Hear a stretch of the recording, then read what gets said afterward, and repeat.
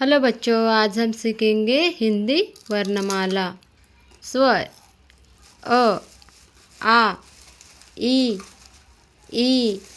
उ, रू, ए, ऐ, ओ, औ, आ।